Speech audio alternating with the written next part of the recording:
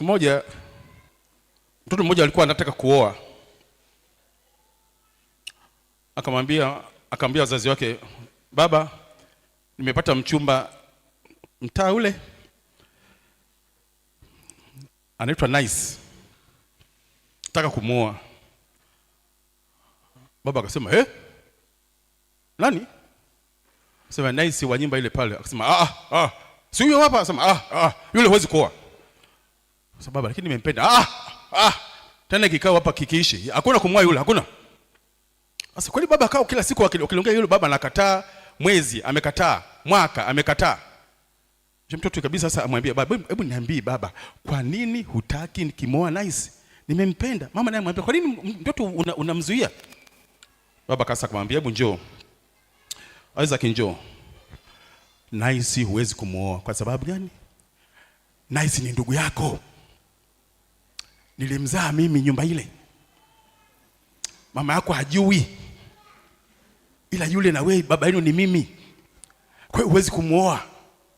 Ndio nakwambia huwezi kumuoa yule ndugu yako. Ila mama yako hajui. Wanaume hamjambo. Sasa mtoto na baba yake, mtoto akaenda kumwambia mama, baba ameniambia ukweli wa jambo lenyewe. Kumbe Nice ni ndugu yangu, ni mtoto wa baba huyu, ila tu wewe ndio hujui. Kwa hiyo siwezi kumuona. Na kwa nini mimi nimeelewa kwa nini baba anakataa. Mama akamwambia, sasa nikwambia mwanangu, Nice yule oa. Yule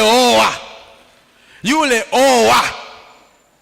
Kwa sababu na wewe huyu sio baba yako.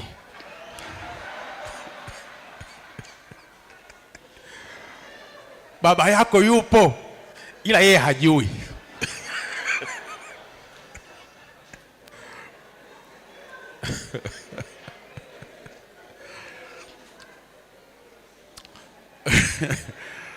Aya, katika hawa nani bingwa wa michepuko? Baraka, upunga mkono wako.